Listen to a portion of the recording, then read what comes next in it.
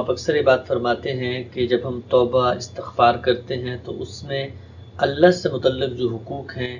جن چیزوں کی حق تلفی ہوئی ہے، اللہ کے حقوق سے عبادات تھیں، ان کے بارے میں تو معافی مل سکتی ہے، لیکن جو بندوں کے حقوق ہیں وہ ان کو ادا کرنے پڑیں گے، ان کی تلافی بھی کرنی ہے۔ سوال یہ ہے کہ قرآن مجید کا جب ہم مطالعہ کرتے ہیں تو اللہ تعالیٰ کہتے ہیں کہ اللہ کی رحمت سے مایوس نہ ہو، وہ تو سب کے سب گناہ بھی معاف کر سکتا ہے، اور پھر دوسری جگہ فرمایا کہ شرک کے علاوہ ہر گناہ اللہ معاف کر دیتا ہے۔ روایتوں میں بھی بیانات ملتے ہیں کہ عرفات کے میدان میں لوگوں نے دعائیں اگر کی ہیں اور وہ مقبول ہو گئی ہیں تو سب کچھ معاف ہو جائے گا، حتی طبیعت کے الفاظ آتے ہیں کہ حقوق العباد بھی۔ سوال میرا آپ سے یہ ہے کہ جب قرآن نے علی الاطلاق یہ کہا ہے کہ اللہ تمام گناہ معاف کر سکتے ہیں، تو یہ حقوق العباد کا استثناء آپ نے کیسے اس میں سے نکالا، اور یہ بات کہاں سے آئی کہ حقوق العباد لازماً ادا کیے جائیں گے، اللہ انہیں معاف نہیں کر سکتا؟ اللہ تعالیٰ نے قرآن مجید میں یہ بشارت جہاں بھی دی ہے، اور خاص طور پر اس آیت میں جو سورہ نساء میں ہے کہ اللہ تعالیٰ شرک کو کبھی معاف نہیں کریں گے، اس سے نیچے اپنی مشیت سے وہ کسی بھی گناہ کو معاف کر سکتے ہیں، وہاں ہر جگہ مشیت سے اس چیز کو مقید کر دیا ہے۔ اچھا، یعنی اگر اللہ چاہے گا۔ اب جب آپ کہتے ہیں کہ میدان عرفات میں یہ دعا کی تو اس سے فلاں گناہ معاف ہو گئے، یا زندگی بھر کے گناہ معاف ہو گئے، یا جمعہ پڑھا تو اس سے ایک جمعے سے لے کر دوسرے جمعے تک کے گناہ معاف ہو گئے، یا آپ نے رمضان کے روزے رکھے تو غفر لہ ما تقدم من ذنبہ، یا اسی طرح لیلۃ القدر میں قیام کیا، بہت سی بشارتیں نقل ہوئی ہیں۔ تو یہ قرآن مجید نے واضح کر دیا ہے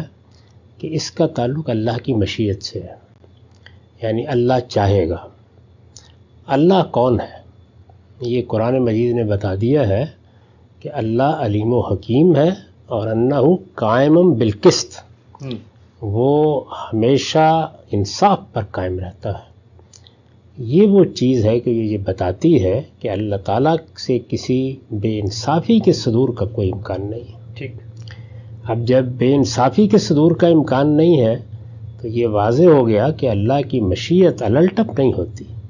وہ اس کے علم پر مبنی ہوتی ہے، اس کی حکمت کے تقاضوں کے لحاظ سے ہوتی ہے، اور اس کی صفات کے کبھی منافی نہیں ہو سکتی۔ یہ قرآن مجید کے مسلمات ہیں۔ جہاں بھی اللہ کی مشیت کا ذکر آتا ہے تو اس کا مطلب ہوتا ہے کہ اگر اللہ نے اس معاملے میں کوئی قانون بنایا ہے تو اس کے مطابق، اگر اللہ تعالیٰ کے علم و حکمت کا کوئی تقاضا ہے تو اس کے لحاظ سے، یعنی یہ چیز کبھی بھی الٹپ مضمون کو بیان کرنے کے لیے نہیں کہی جاتی۔ ٹھیک۔ اس وجہ سے اہل علم کی ایک جماعت نے اس کو ضروری سمجھا ہے کہ اس کی تفصیل کی جائے۔ چنانچہ ایک نوعیت کے گناہ اور غلطیاں وہ ہوتی ہیں جو اللہ ہی کے حوالے سے زیر بحث آتی ہیں۔ مجھ سے نماز میں کوتاہی ہو گئی، روزے میں کوتاہی ہو گئی، اللہ تعالیٰ کے حقوق ادا کرنے میں کہیں غلطی ہو گئی، یہ وہ چیزیں ہیں کہ یہ ساری بشارتیں ان سے متعلق اگر ہوں تو اس میں اللہ تعالیٰ کے قائم بالقسط ہونے، یا اللہ تعالیٰ کے انصاف پر قائم ہونے، یا اس کے علیم و حکیم ہونے پر کوئی حرف نہیں آتا۔ ٹھیک۔ اس میں وہ جس کو چاہے گا معاف کر دے گا۔ ہو سکتا ہے کہ جمعہ پڑھنے پر معاف کر دے، ہو سکتا ہے کہ روزے رکھنے پر معاف کر دے، ہو سکتا ہے کہ چند نفل پڑھنے پر معاف کر دے، حج کرنے پر معاف کر دے۔ ایسے کہ آتا ہے کہ اللہ کے ہاں جو حج مقبول ہو جاتا ہے اس کے بعد آدمی ایسے ہی واپس آتا ہے جیسے آج ماں کے پیٹ سے پیدا ہوا ہے، یعنی اللہ تعالیٰ کے حوالے سے جتنے معاملات تھے وہ تو ختم ہو گئے۔ ٹھیک۔ اب اس کے بعد حقوق العباد، یعنی کسی بندے پر ظلم کیا ہے، زیادتی کی ہے، یا اللہ نے کسی گناہ کے ازالے کا کوئی طریقہ اپنے ہاں بیان کیا ہوا ہے، جیسے بعض گناہوں کے لیے کفارے کا طریقہ ہے، بعض کے لیے تلافی کا طریقہ ہے۔ تو اگر اللہ تعالیٰ نے کوئی طریقہ بیان کیا ہے یا معاملہ کسی دوسرے شخص کا ہے، جیسے قتل کر دیا کسی کو کوئی نقصان پہنچا دیا، کسی کا مال لوٹ لیا، یہ چیزیں چونکہ حقوق العباد سے متعلق ہیں تو ان میں دو پہلو پیدا ہو جاتے ہیں۔ ایک پہلو یہ ہے کہ یہ اللہ کا بھی مجرم ہے، ہو سکتا ہے کہ اس پہلو سے اللہ اسے اپنی طرف سے معاف کر دے، اور ہو سکتا ہے معاف نہ کرے، یہاں پھر مشیت کا معاملہ ہے۔ بندے کے ساتھ اس کا تصفیہ ہونا ہے، یعنی اگر یہاں معافی نہیں مانگی، توبہ نہیں کی، رجوع نہیں کیا، یہاں پر تلافی کی جو صورتیں موجود تھیں وہ اختیار نہیں کی، ازالہ نہیں کیا، تو پھر قیامت میں تصفیہ ہوگا۔ یہ جو قرآن مجید میں آتا ہے کہ میرے بندے رحمت سے مایوس نہ ہوں، وہ آئیں میں ان کی توبہ قبول کرتا ہوں، تو توبہ اپنے شرائط کے ساتھ قبول ہوگی نا، اللہ اپنے علم و حکمت کے مطابق قبول کرے گا۔ یہ تو نہیں ہو سکتا کہ آپ کہیں کہ میں نے فلاں کا پلاٹ قبضے میں لیا ہوا ہے، وہ تو میں چھوڑوں گا نہیں، ویسے میں توبہ کر رہا ہوں۔ میں نے فلاں کا مال لوٹا ہوا ہے، وہ تو بہرحال میرے پاس ہی رہے گا، لیکن میں توبہ کر رہا ہوں۔ تو توبہ کا مطلب یہ ہے کہ آپ نے اس گناہ کو چھوڑ دیا، اگر اس کی تلافی ممکن تھی تو تلافی کر دی، اس کا ازالہ کرنے کی صحیح کی، اور آئندہ سے بھی اپنے آپ کو بہتر بنایا۔ تو حقوق العباد کے معاملے میں اگر یہ دنیا میں نہیں ہوا، یہ جتنی آیتیں آپ نے بتائی ہیں یہ اس دنیا میں توبہ کے قانون کو بیان کر رہی ہیں، اگر ایسا نہیں ہوا تو تصفیہ ہوگا۔ تصفیے کی کئی صورتیں متصور ہو سکتی، یعنی اللہ بھی ناراض ہے اور وہاں بندہ بھی کھڑا ہے، مقتول بھی موجود ہے، جس کا مال لوٹا ہے وہ بھی موجود ہے، تو پھر اللہ کو بھی قیامت میں آپ راضی کریں گے اور بندے کے بھی آپ کو سپرد کر دیا جائے گا۔ اس کو پھر روایتوں میں اس طرح بیان کیا گیا ہے کہ اب جب کہا جائے گا کہ اس کے ساتھ تصفیہ کرو، تو پھر اس پر ہے نا، وہ کیا کرتا ہے، وہ معاف کر دیتا ہے، اچھی بات۔ وہ نہیں معاف کرتا تو فرمایا ہے کہ پھر نیکیاں دینی پڑیں گی اور برائیاں لینی پڑیں گی۔ لین دین تو وہاں روپے پیسے کا نہیں ہو سکتا، بڑی خطرناک صورتحال پیدا ہو گئی،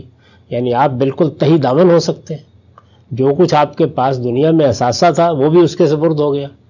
اور اس کے لیے اللہ نے خیر پیدا کر دی اس کے نتیجے میں۔ ایک صورت یہ بھی ہو سکتی ہے کہ انسان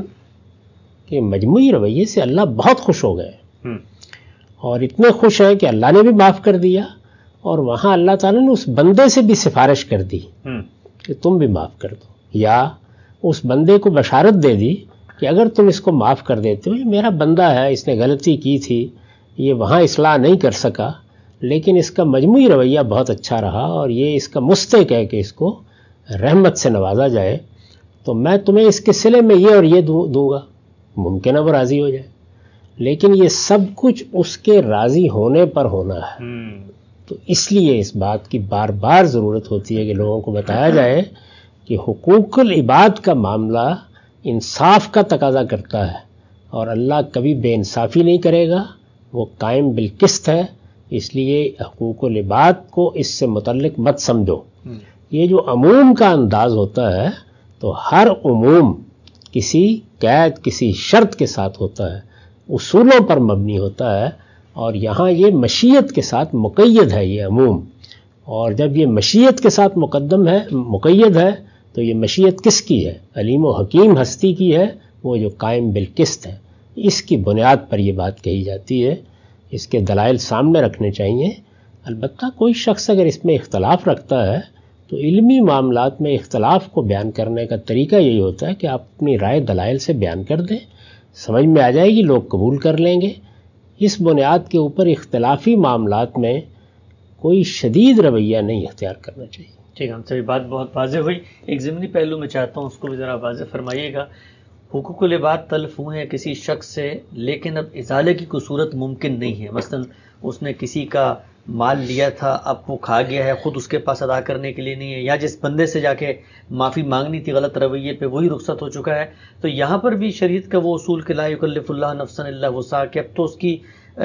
قدرت ہی میں ایک چیز نہیں رہی کہ وہ تلافی کر سکے، تو یہ بھی کوئی عذر بن سکتا ہے کیونکہ اب تو تلافی کا کوئی امکان ہی نہیں باقی۔ دو بنیادی اصول ہیں، وہ بھی قرآن مجید نے واضح کر دیے ہیں، وہ یہ کہ عبادات کے معاملے میں اگر کوئی مشکل پیش آ جائے تو اللہ نے رخصت کا طریقہ اختیار کیا ہے، یعنی مشکل پیش آ گئی، مشقت پیش آ گئی، جیسے آپ کو پانی نہیں ملتا یا پانی کم ہوتا ہے یا مریض ہے تو آپ کو کہا جاتا ہے نا آپ تیمم کر لیں، تو عبادات میں رخصت کا طریقہ ہے۔ یہاں حرمتوں کا سوال ہے، کسی کا مال لوٹا ہے تو ایک حرام کام کیا ہے نا، کسی کو نقصان پہنچایا ہے، گالی دی ہے۔ حرمتوں کے معاملے میں اضطرار کا اصول ہے، یعنی آپ مجبور ہو گئے،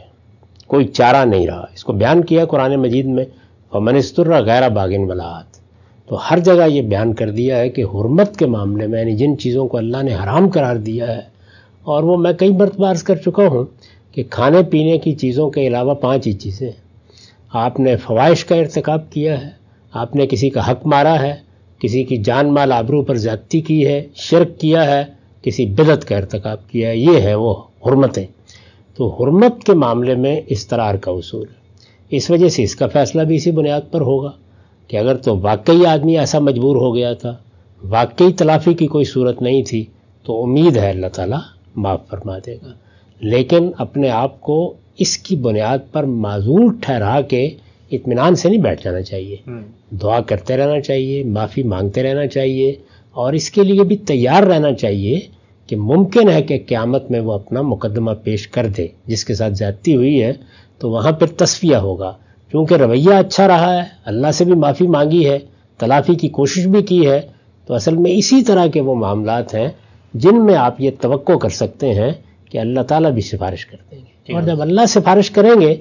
تو امکان یہی ہے کہ معافی ہو جائے گی، ورنہ اللہ تعالیٰ ہو سکتا ہے کہ بندے کو کچھ دے کر اپنی رحمت سے نواز کر راضی کر دے۔ یہ سب صورتیں ممکن ہیں، ان سب صورتوں میں سے کسی صورت کا انکار نہیں ہے۔ انکار اس چیز کا ہے کہ یہ کوئی اطلاقی مضمون نہیں یا عموم نہیں ہے کہ اللہ تعالیٰ بس معاف کر دے گا، طے ہو گیا کہ معاف کر دے گا، یا کہا ہے کہ معافی ہو گئی۔ نہیں، حقوق العباد کا مقدمہ پیش ہونا ہے اور تصفیہ بھی ہونا ہے۔